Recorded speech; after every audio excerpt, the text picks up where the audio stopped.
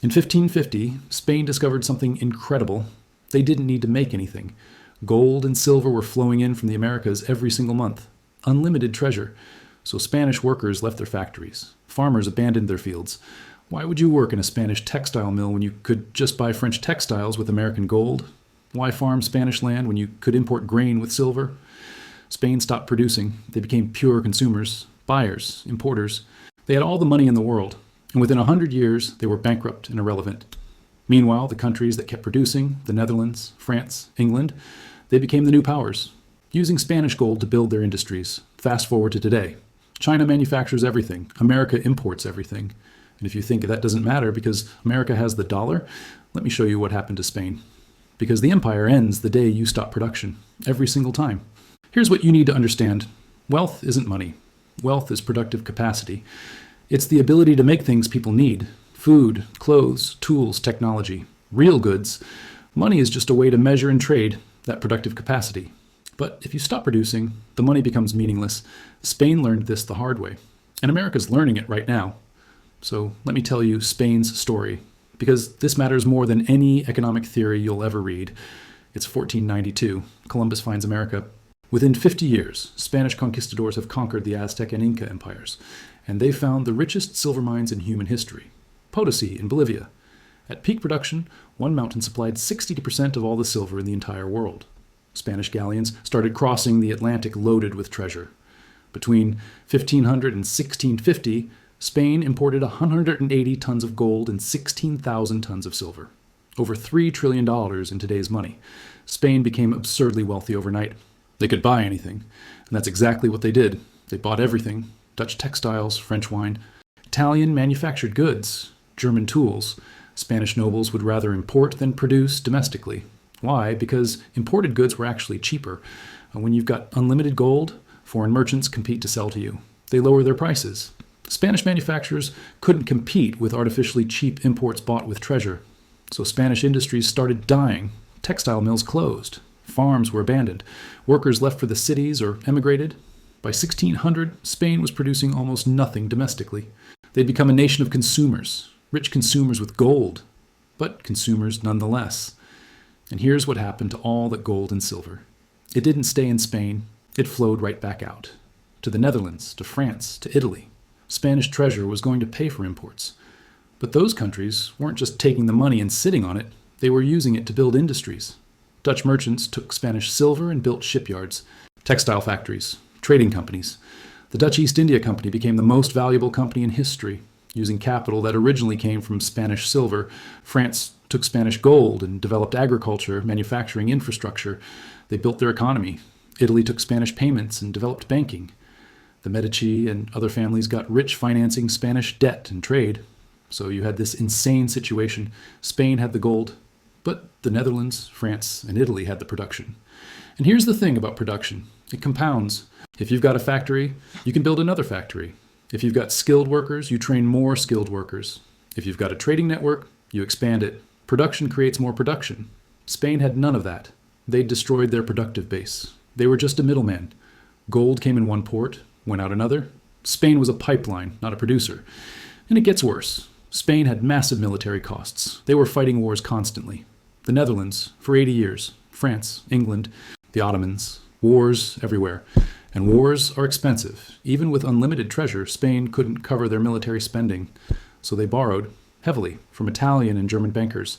They'd promised to pay back with future silver shipments. But the silver wasn't enough. So Spain started debasing currency, mixing copper into silver coins, creating more coins from the same silver. That's just printing money. And that caused inflation. Prices in Spain quadrupled during the 1500s. Spanish workers' wages couldn't keep up. The military couldn't afford supplies. Soldiers mutinied. And Spain declared bankruptcy 7 times between 1557 and 1662. 7 times. Even with $3 trillion in treasure. How? Because they stopped producing. The gold was meaningless without productive capacity to back it up. Meanwhile, look at the Netherlands. They didn't have gold mines. They didn't have silver. What did they have? Shipyards, trading networks, financial systems, skilled workers. They produced things the world wanted, and they used Spanish gold, earned through trade, to expand their production. By 1650, Amsterdam was the financial center of Europe. Not Madrid. The Dutch had overtaken their former colonial masters. using Spain's own money. Here's the key insight. Spain thought wealth was having gold. They were wrong. Wealth is making things. The Netherlands understood this. So did England, so did France. They kept producing, they kept building, they kept innovating. And they used Spanish treasure as capital to grow their productive capacity. Spain had the money but lost the power. The productive nations gained both. Now let's talk about China, because they studied this exact pattern. In 1978, China was poor, really poor. GDP per capita under $200. They had nothing. No gold, no resources, no technology. What did they do? They focused obsessively on production. Deng Xiaoping opened up the economy, invited foreign investment, but with one condition. If you want to sell to China, you have to produce in China, transfer technology, train Chinese workers, build factories here. American and European companies took the deal. Cheaper labor, huge market. They moved production to China, and China learned everything. Manufacturing techniques, supply chain management, quality control, technology. They didn't just build factories, they built productive capacity, the ability to make anything. Within 30 years, China went from making cheap toys to making smartphones, cars, trains, ships, everything. Today, China manufactures about 30% of all goods in the world. They produce more steel than the rest of the world combined. More cement, more electronics. They've built entire industries from scratch. Solar panels, electric vehicles, high-speed rail. They're not just cheap labor anymore, they're advanced manufacturing. And here's what's critical. They never stopped producing. Even as they got richer, they kept factories, kept workers trained, kept supply chains domestic. Compare that to America. In 1950, the US produced 50% of global manufactured goods. American factories made everything. Cars, steel, electronics, machinery, textiles. That was real wealth, real productive capacity. Then starting in the 1970s, American companies started moving production overseas. First to Mexico, then to China, then to Vietnam, Bangladesh. Everywhere labor was cheap, and Americans were told this was fine. We'd become a service economy. We'd do the high-value work, design and marketing. Let other countries do the dirty work of actually making things. Sound familiar? That's exactly what Spain said. We've got the gold. We'll do the high-value work of finance and trade. Let the Dutch and French do the boring work of manufacturing. How'd that work out for Spain? They lost everything. Because when you stop producing, you lose the ability to produce. The knowledge disappears. The supply chains relocate. The equipment gets sold. The workers lose skills. America's experiencing this right now. During COVID, we couldn't make enough masks, medical equipment, pharmaceuticals. We had to import from China. That's embarrassing for a superpower. But it's what happens when you offshore production for 40 years. We've lost the capacity. The factories are gone. The workers are gone. The expertise is gone. You can't just flip a switch and start producing again. Meanwhile, China's doing what the Netherlands did in the 1600s. They're taking American dollars, earned through trade, and using them to build more production, more factories, more infrastructure, more technology. The Belt and Road Initiative. That's China using trade surplus dollars to expand their economic influence globally, just like the Dutch used Spanish silver to build a trading empire. Here's what Spain discovered too late. Having money means nothing if you can't make things. When Spain's industries died, they became dependent on imports forever. They needed Dutch ships, French grain, Italian banking, English wool. They had gold, but they couldn't function independently. That's not wealth, that's dependency disguised as wealth. America's heading down the same path. We've got the dollar, we can print money, we can buy imports, but we can't make a lot of things domestically anymore. We're dependent on Chinese manufacturing, Taiwanese semiconductors, Korean electronics, German machinery. If those supply chains break, we're in trouble. Because we've lost the productive capacity, China learned from Spain's mistake. They watched what happened when an empire stops producing. It ends. So China's strategy is simple. Never stop making things. Keep factories. Keep workers. Keep supply chains domestic. Even as wages rise, keep production at home. Automate if you have to. But never lose productive capacity, because that's real power. And it's working. China's GDP in 1990 was $360 billion.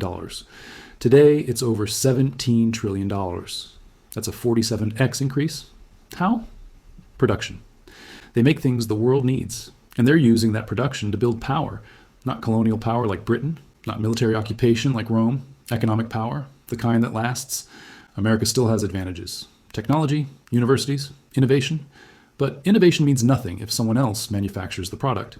You can design the best smartphone in California, but if it's made in China, who has the real power? The designer or the manufacturer? Spain had great designers, great artists, great culture, but the Dutch had the factories, and factories beat culture when empires compete. Here's what keeps me up at night. Spain took about 100 years to go from peak wealth to irrelevance. They peaked around 1580. By 1700, nobody feared them. Their treasure kept flowing, but their power was gone. America started offshoring production in the 1970s. It's been 50 years. We're halfway through Spain's timeline, and the trajectory looks similar. Manufacturing jobs gone, trade deficits massive, dependency on foreign production growing. China's rise isn't about them being smarter, it's about them learning from history. They looked at Spain and said, we won't make that mistake. They looked at America's offshoring and said, thank you for the opportunity. They understood something fundamental. Empires that produce survive. Empires that just consume die. It doesn't matter how much money you have. It doesn't matter how strong your military is. If you stop making things, you lose. Spain had $3 trillion in treasure. They thought that made them powerful. It didn't. It made them customers. Customers aren't powerful. Producers are powerful. The Netherlands proved it. They beat Spain without firing a shot, just by making things Spain needed. China's proving it again. They're becoming the dominant power, not through military expansion, but through production, making things America needs. The lesson is brutal, but clear. The empire ends the day you stop production. Spain stopped. They ended. America's slowing down. We'll see what happens. China's accelerating. They learned the lesson. Money is meaningless without production. Gold didn't save Spain. The dollar won't save America if we follow the same path. Production is power. Everything else is just accounting. If you're realizing that making things matters more than having money, subscribe. Hit that like button. Because I'm showing you the patterns that determine which countries rise and which fall. And right now, the pattern's pretty clear. Drop a comment. Can America rebuild its manufacturing base? Or are we too far down Spain's path? Is it even possible to reverse 50 years of offshoring? I want to hear what you think. Because Spain had all the money and lost everything. China had nothing and built everything. The empire ends the day you stop production. History's proven it, and we're about to prove it again.